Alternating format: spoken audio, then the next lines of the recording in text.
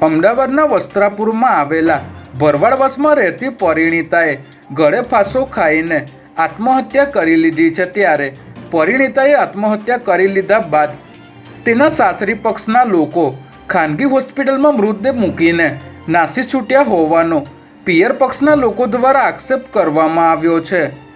લગ્ન પહેલાંથી જ રિદ્ધિના સાસરિયાઓ દ્વારા પૈસાની માંગ કરવામાં આવતી હતી અને દિલીપે પણ સગાઈ બાદ થાર ગાડી લેવા પૈસાની માગણી કરી હતી। ત્યારે આ મામલે પોલીસે આત્મહત્યા માટે દુષ્પ્રેરણા આપવાનો ગુનો નોંધી આગળની તજવીજ હાથ ધરી છે।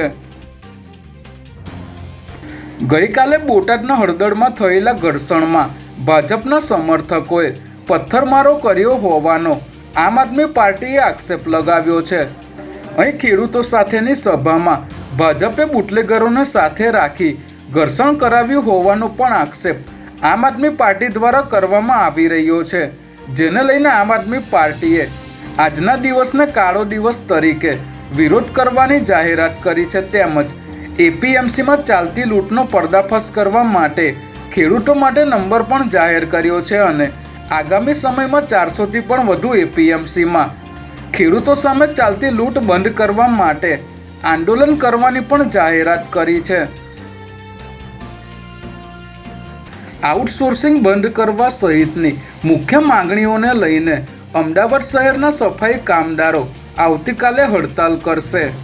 અમદાવાદ મ્યુનિસિપલ કોર્પોરેશનના નોકર મંડળ દ્વારા આ હડતાલની જાહેરાત કરવામાં આવી છે, જેમાં નોકર મંડળે જણાવ્યું છે કે તેમની માંગણીઓ સ્વીકારવાથી કોર્પોરેશનની તિજોરી પર કોઈ નાણાકીય બોજ પડવાનો નથી।